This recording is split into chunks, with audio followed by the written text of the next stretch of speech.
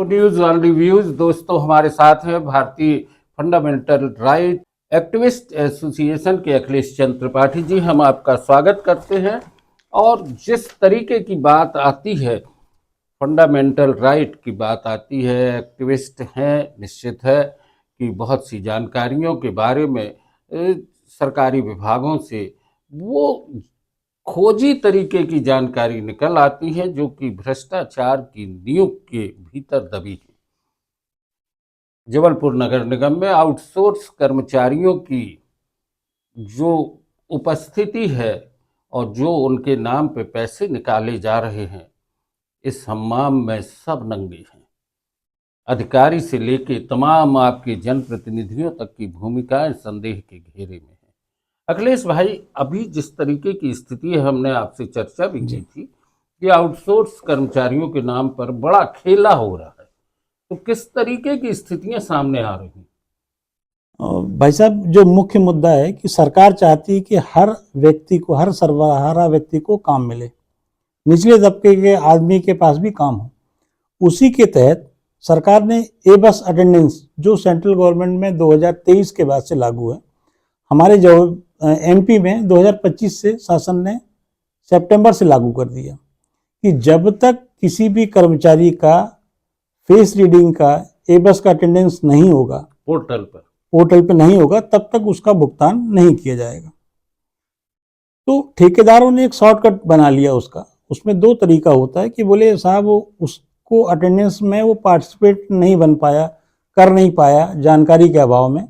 तो ये जानकारी सितंबर के पहले महीने के पहले भी थी, मतलब सितंबर में ये लागू करने का आदेश था, कंपनियों को बता दिया गया था। कंपनियों ने बहाना बताया कि हमारे पास डाटा नहीं है, जबकि कंपनियों को ईपीएफ ईएसआई जमा करने के लिए वही डाटा चाहिए, आधार पंजीयन और उनकी फोटो और उनका फिजिकल प्रेजेंस। अभी जो जबलपुर नगर निगम में जो दस्तावेज मैंने निकाले, जो मैंने प्राप्त किए सूचना अधिकार के जरिए, तो उसमें एक चीज समझ में आई कि लगभग 1400 कर्मचारी मिसिंग हैं। 5600 कर्मचारियों में से जो आउटसोर्स के कर्मचारी हैं वो मिल नहीं रहे थे।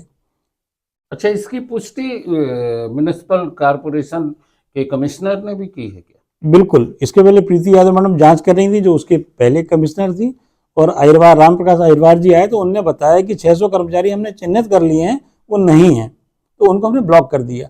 बाद में जांच और आगे बढ़ी तो अहिरवार जी ने बताया कि 800 कर्मचारी और हमने ब्लॉक किए, तो टोटल 1400 का आंकड़ा आया कि जो कर्मचारी थे नहीं और उनको ब्लॉक कर दिया गया। और उनके नाम पे पैसे निकल रहे थे। अब उनके नाम पे तो पिछले 4 साल से पैसे निकल रहे थे, पर उस पर कमिश्नर साहब का ये कहना था कि भाई पिछले क्या हुआ, ये पार्षद या नेता या जो भी संबंधित अधिकारी है उन्हें देख के भुगतान किया, हम आज की बात करते हैं।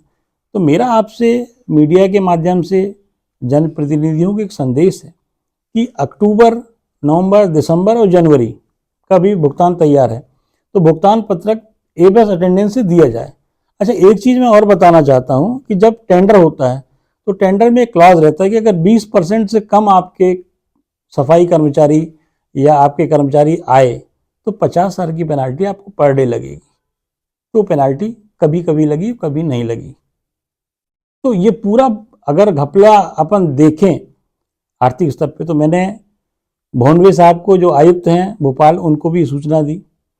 इसके बाद आज मैंने प्रयास किया तो संजय दुबे जी को भी मैंने मेल किया और व्हाट्सएप पे सारी जानकारी दी।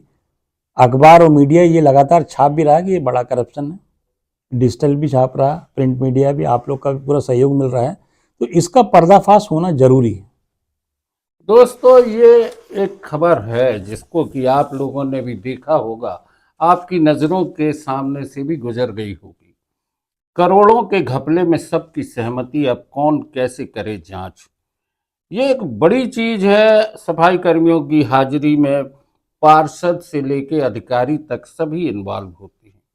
अब बात आती है कि अगर इनके पेमेंट हो रहे हैं और बगैर पोर्टल पर इनकी अटेंडेंस के पेमेंट किया जा रहा है, तो क्या इसके भीतर कौन कौन लोग इस बंदर बांट में शामिल हैं या भ्रष्टाचार की मलाई खा रहे हैं, इसकी जांच जरूरी है। क्योंकि सफाई का पैसा भी खाना एक ऐसी चीज़ है जिस पे कि हम गर्व से कहते हैं कि हम सफाई के लिए संकल्पित हैं, लेकिन कौन सी सफाई हो रही है। अखिलेश भाई, अभी तक जिस तरीके से पर मंथ कितने करीब का घोटाला होने की उम्मीद है? अभी जो मुझे अपुष्ट सूत्रों से जानकारी मिली है कि हमारे जबलपुर नगर निगम का सफाई के नाम पे जो खर्चा जाता था 8 से 12 करोड़ वेतन के नाम पे जाता था, अभी जब से एबीएस लागू हुआ तो सुनने में आया है कि 1 से 2 करोड़ में भुगतान होगा। तो आप समझिए कि 6 से 7 करोड़ का बड़ा घालमेल प्रति माह होता था। और ये 4 साल पहले से चल रहा है। बिल्कुल, जब से ये ठेका प्रणाली लागू की गई है। अच्छा, इसमें जो एजेंसियां हैं वो लगभग 10 एजेंसियां हैं, बिल्कुल, सभी मिलके बंदर बांट कर रही हैं। अब इसमें एजेंसी की गलती है कि अधिकारी की गलती है, जांच का विषय ये है। नेता प्रतिपक्ष ने भी समय समय पे इस बात को रखा है। माननीय जिले के हमारे जो मंत्री हैं राकेश सिंह जी ने भी इस बात को रखा कि कर्मचारी जब तक ना आए, जब तक फिजिकल उनका प्रेजेंस ना हो, एबीएस की अटेंडेंस ना हो, तब तक उनका भुगतान ना किया जाए। उनने भी जो शासन की नीति है उसका पालन करने का आदेश दिया है।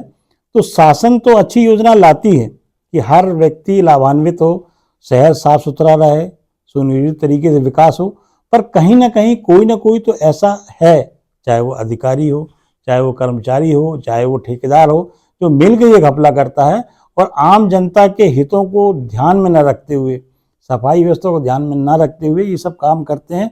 कम कर्मचारी का परिणाम यह है, जैसे इंदौर में घटना घटी, बड़ी घटना घट गई, साफ पानी नहीं मिला, इतने लोग खत्म हो गए।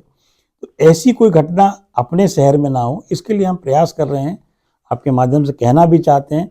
और जो मैं आरोप लगा रहा हूँ उसके संबंधित दस्तावेज हैं मेरे पास, अगर कोई चाहता है तो वो मेरे पास देख भी सकता है, और मैंने कुछ आरटीआई लगाई भी है कि कुछ और दस्तावेज मिल जाए मुझे।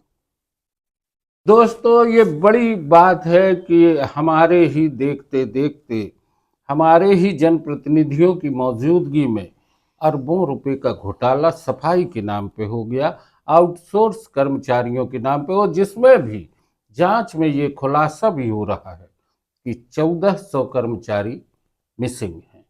अब उन्हें ब्लॉक किया गया है। ब्लॉक करने के बाद अब स्थिति क्या होगी, लेकिन ये पूरे मामले की अगर जांच की जाए तो कई चेहरे बेनकाब होंगे। अखिलेश भाई, आपने नो न्यूज़ ऑनली व्यूज से चर्चा की, बहुत बहुत धन्यवाद। धन्यवाद।